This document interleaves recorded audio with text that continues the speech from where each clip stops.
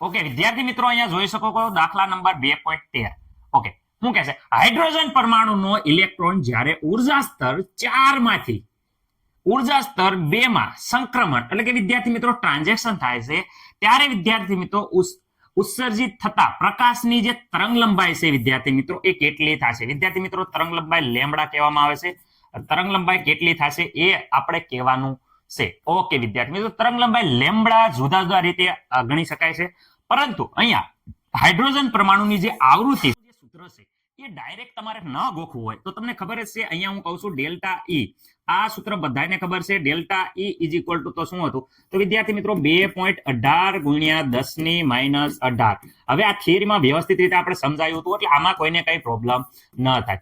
n square initial વિદ્યાર્થી મિત્રો minus તમને ખબર છે n સ્ક્વેર ફિનિશ. ઓકે આ વિદ્યાર્થી મિત્રો જૂલમાં આપણે લીધું હતું. ઓકે સર અહીંયા વિદ્યાર્થી મિત્રો ડેલ્ટા ઈ. તો વિદ્યાર્થી મિત્રો ડેલ્ટા ઈ ની સૂત્રની વાત કરે તો અહીંયા બધાને ખબર છે s ઇન્ટુ વી. ઓકે અહીંયા વિદ્યાર્થી મિત્રો v બરાબર કરતા કરીએ તો v બરાબર તમને બધાને ખબર છે કે delta E upon h. Okay આવું થાય છે. ડેલ્ટા ઈ નું જે સૂત્ર આવ્યું એ અહીંયા મુકતા વિદ્યાર્થી મિત્રો s પ્લાન્ક અચળાંકની કિંમત વિદ્યાર્થી મિત્રો 6.726 ગુણ્યા 10 ની વિદ્યાર્થી મિત્રો minus joule into second. Okay 10 ની વિદ્યાર્થી મિત્રો ઘાત છે એ વિદ્યાર્થી મિત્રો અહીંયા ખાસ યાદ રાખવાની છે. ઓકે બાકી ડેલ્ટા ઈ ની વેલ્યુ બધી આવડી આખું સૂત્ર વિદ્યાર્થી મિત્રો અહીંયા મુકતા. રેડી શું છે 2.18 ગુણ્યા વિદ્યાર્થી મિત્રો 10 ની માઇનસ 18. રેડી અહીંયા વિદ્યાર્થી મિત્રો આપણે ફર્સ્ટ કહી દઈએ અને અહીંયા વિદ્યાર્થી મિત્રો n સ્ક્વેર સેકન્ડ કહી દઈએ. તો આ સૂત્ર અહીંયા સાદુરૂપ આપતા વિદ્યાર્થી મિત્રો આવૃત્તિનું સૂત્ર અહીંયા મળે છે. સૂત્ર એ કઈ ગોખવાના નથી. આ થિયરીમાં મેં સમજાયું હતું એટલે અહીંયા ટાઈમ ઝાઝો લેતો નથી. ઓકે આવી રીતે સૂત્ર આવે છે. તમને એમ થાય કે સર આ કેવી રીતે જાદુ મંતર કરીને લાયા? તો વિદ્યાર્થી મિત્રો આવી છે એ સૂત્રનો ઉપયોગ કરી અને આપણે દાખલો ગણીએ છીએ. ઓકે અહીંયા જોઈ શકો આવૃત્તિ બરાબર વિદ્યાર્થી મિત્રો 3.29 ગુણ્યા 10 ની 15 ઘાત.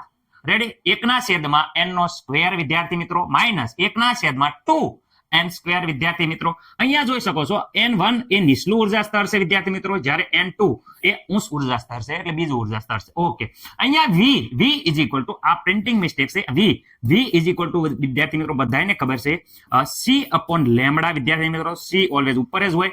ઓકે હા સર અહીંયા v બરાબર તો આપણે સૂત્ર મૂક્યું c અપોન લેમ્બડા. c બરાબર વિદ્યાર્થી મિત્રો અહીંયા જોઈ શકો છો અહીંયા ગુણાકારમાં તો c આ બાજુ વહી જાય તો આપણે ભાગાકારમાં આવે છે. એ જ ઇટ ઇઝ બધી જ કિંમત જોઈ શકો છો n1 બરાબર 2 n2 બરાબર 4 અને c બરાબર વિદ્યાર્થી મિત્રો 3 ગુણ્યા 10 ની 8 ઘાત બધી જ કિંમત મૂકતા. ચલો અહીંયા 1/છેદમાં છે ખાસ યાદ રાખજો 1/છેદમાં લેમ્બડા.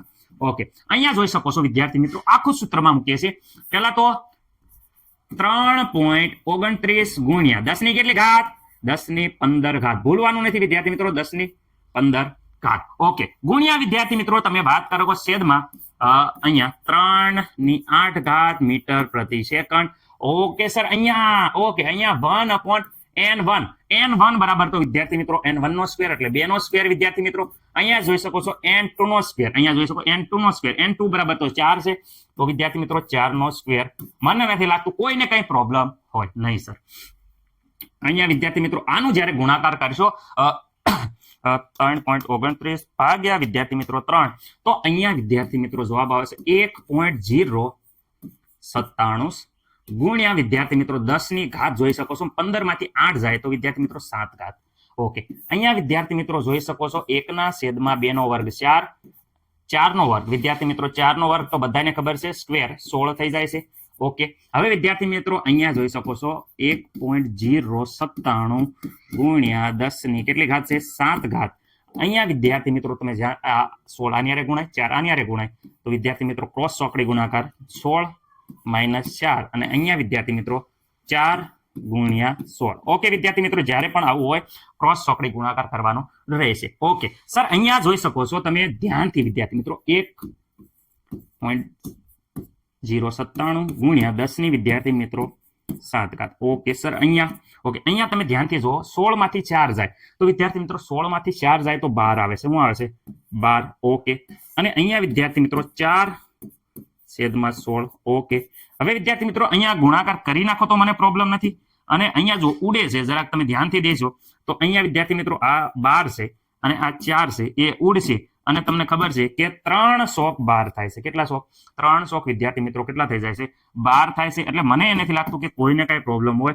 તો આ 12 હતા વિદ્યાર્થી મિત્રો, એ 12 ને આપણે ઉડાડ્યા તો વિદ્યાર્થી મિત્રો 3 શોખ 12 થશે, એટલે 3 વધ્યા. તો વિદ્યાર્થી મિત્રો આ જે કિંમત આવી એ કિંમત 1 વિદ્યાર્થી મિત્રો લેમ્બડા આવી.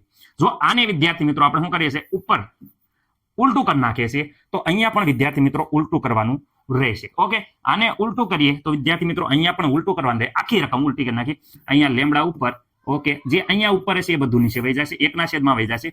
1/છેદમાં 0 પોઈન્ટ વિદ્યાર્થી મિત્રો 97 ગુણ્યા 10 ની વિદ્યાર્થી મિત્રો 7 ઘાત. ઓકે, અહીંયા 16 છે, નીચે છે 16 ને ઉપર 3 વિદ્યાર્થી મિત્રો વધ્યા છે. તો અહીંયા વિદ્યાર્થી મિત્રો ઉપર 16 થઈ જશે અને અહીંયા નીચે 3 આવી જશે.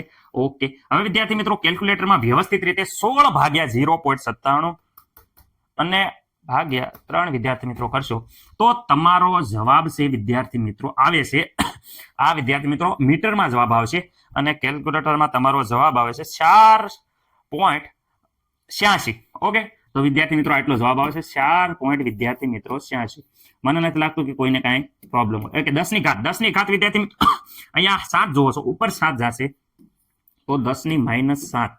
ઓકે, આટલા વિદ્યાર્થી મિત્રો મીટર આવી જશે. હવે અહીંયા 7 ની ઘાતની વાત કરે તો અહીંયા જો 7 અને 1 પોઈન્ટ આ બાજુ લે 8, 1 પોઈન્ટ આ બાજુ લે 9, તો વિદ્યાર્થી મિત્રો અહીંયા 486 લખીએ તો અહીંયા 10 ની વિદ્યાર્થી મિત્રો જે ઘાત છે એ 10 ની ઘાત વિદ્યાર્થી મિત્રો 9 થઈ જાય અને અહીંયા થઈ જાય મીટર. તો 10 ની 9 ઘાત અને મીટર, તો વિદ્યાર્થી મિત્રો 10 ની 9 ઘાત બરાબર તો નેનોમીટર છે. તો અહીંયા તમને ખબર છે 486 ગુણ્યા અહીંયા જોઈ શકો છો 10 ની -9 એટલે એને વિદ્યાર્થી મિત્રો નેનોમીટર કહી શકાય છે. જે વિદ્યાર્થી મિત્રો લેમ્બડા બરાબર કિંમત આવી છે. મને નથી લાગતું કે કોઈ પણ વિદ્યાર્થી મિત્રોને અહીંયા પ્રોબ્લેમ હોય. ઓકે, વ્યવસ્થિત રીતે આ જોઈ શકો છો, આ તમારો આવી ગયો છે જવાબ. વ્યવસ્થિત રીતે વિદ્યાર્થી મિત્રો આ દાખલો મેં ગણાયો છે. તમે વ્યવસ્થિત બે વાર પ્રેક્ટિસ કરો એટલે આવડી જશે. ચલો, મસ્ત મજાનો સ્ક્રીનશોટ પાડી લો. બધાય છોકરા પ્રેક્ટિસ કરજો તો જ દાખલા આવડશે.